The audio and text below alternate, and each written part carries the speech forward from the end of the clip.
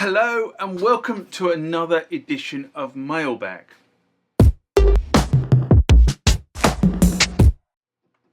What is Mailbag? Well, Mailbag is a feature of the channel where you guys leave lots of comments on the channel and I attempt to answer those comments, or if I can't answer those comments, I throw it out to you guys who have more knowledge on some of this stuff than I do. So let's get into the first mailbag of this session.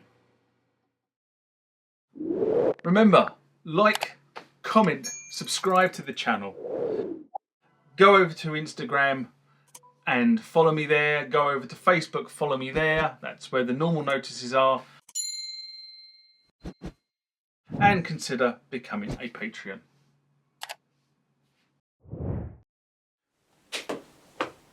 Next comment question comes from Rivet Head. And this one's in response to connecting the Roland TB3, Roland TR8 and Roland System 1 together. A video I did in December 2015, good God. Anyway, Rivet Head writes, learning more about MIDI IoT, I'm curious. I've never heard instruments called Internet of Things, but hey ho, you know, it's a modern buzzword. Anyway, I'm curious, when you chain them, they don't have MIDI through. So is it only the data being sent from one to the next, or next just tempo or start values? Or if I have the sys1 set to channel 3 and change to another synth before it leading into MIDI in, does the out double as a through, or is it a simple out? I'm trying to work out my studio and run out of ports on my Moto 5IO. Moto. And I have the System 1 with it and a few other mono synths and a couple of 16 channel synths of Iris C called EMX1 called Triton, etc. But I'd like to maximize the other 5 single channel synths, and I'd like them in, and though I thought about chaining it with their own MIDI channel assignment, would the System 1 need its own, or can it be in the middle of a chain or stuck at the end? This is actually quite a difficult question to answer. So the first thing to realise is, even though there is a MIDI standard, okay, MIDI 1.0 and MIDI 2.0 has now just been ratified in the last couple of years. In fact, I think it was actually ratified, if I remember correctly, earlier this year. It's been banging around for a number of years, MIDI 2.0, but actually ratification of the standard has not been done by the industry. So you've ended up with a bunch of manufacturers effectively going off and doing what they think MIDI 2.0 is, based on what their understanding of the standard was at the point they built the synth, but not necessarily all the MIDI 2.0 functionality is in their synth. Anyway, so what that does mean is that some MIDI implementations from different manufacturers at different points in time will behave differently. In the case of the ARIA instruments, which are covered in the video that we're referring to here, the MIDI Out socket actually has a dual purpose based on the software switch in the firmware. So you can either set the switch, the output, as an out, in which case whatever you do on that particular instrument will be transmitted. Whatever comes into that instrument is effectively lost. It doesn't get transmitted on. Or you can set it to a through, which basically means that the MIDI that comes into the instrument is transmitted to the through, and anything you do on the instrument is not transmitted as if it was an out. Hopefully that makes a lot of sense. Now, if you're operating as an out socket, then it only transmits data generated from the device, which is what I've said, including transmitting the clock, the internal clock data, and not the clock that is necessarily being received. I hope that makes sense. If operating through mode, which I think is the default setting, I can't remember because it's a long time since I've actually set my devices up. My devices are kind of set up, the video shows how I set them up, but I can't remember what the default state is.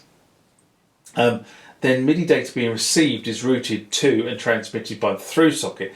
This also includes any external clock and any commands sent through MIDI.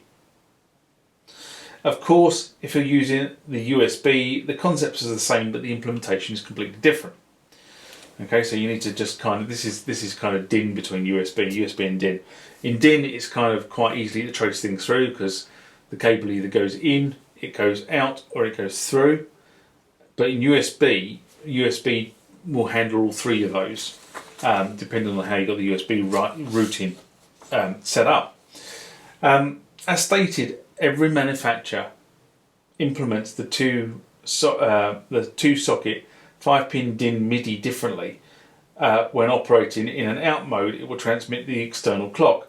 Some will merge the data being received onto the in socket, from the in socket, with data being generated by the device.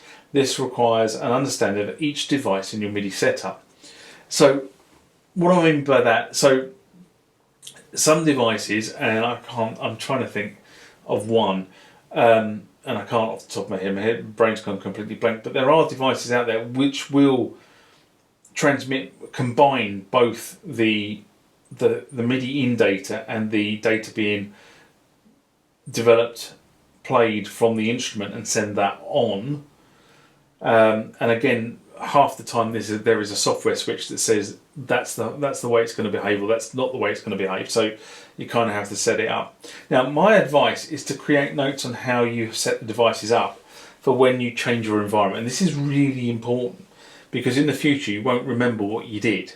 And I know a lot of us kind of just go, well, it does this, it does that, and then forget about it. I actually have, and they're not here actually, funny enough, there is a box, and it's in the workshop at the moment, but there is a box of what you used to call index cards. You know, the little cards that are about yay by yay, sort of, I don't know, what's that, 3 inches wide by about 2 inches high. And you can write little things on them. So I've got an index box, a little box with cards on that, which show how things have been set up if it's a specific setting. Just so I remember that when I come to change the MIDI setup, that's how I set it up for where it currently lives within the MIDI chain. So it's always brilliant advice to try and keep that kind of thing, and as I use little index cards for that. Now, in a limited MIDI environment, SIPs where you can specifically set the MIDI receive channel are better attached to computer interfaces and daisy chained, as from port 1 to synth 1 receives channel 1, synth 2 receives channel 2, etc, etc. And therefore you control the data being sent via the computer on what channel it's being sent. Now, SIPs that operate in Omni mode really are better attached to individual computer interface ports, as they will trigger on any data that is being received by the synthesizer, and not necessarily, you don't necessarily want them doing that because you have other synths playing different parts. It's kind of where, you can't see, it's just off camera here, it's kind of where the sort of the A80 and the Roland A220 come in, because they kind of help you do that in a hardware scenario. And I use the Mio from iConnectivity, couldn't think who the manufacturer was, as my hardware, as my computer interface, and that allows you to do stuff like that as well. It's written into the software, but you do need to configure and tweak it. So the final point on 5-pin MIDI or 5-pin DIN MIDI is to keep the daisy chain relatively short. And the through socket will transmit the data, but there is circuitry between the through and the in and the through. And there's also a length of cable, and all of that adds a little bit of latency into the signal. Now, in the first couple of hops you probably won't notice it, but all of a sudden, if you have multiple hops going through different synths and lengths of cable, then you might actually start to notice a noticeable delay in the point where you hit the key, or the synth, or the computer sequencer generates the note, and the actual synth sounding. And that may be a nice delay effect for you, but believe me, it gets really boring quickly.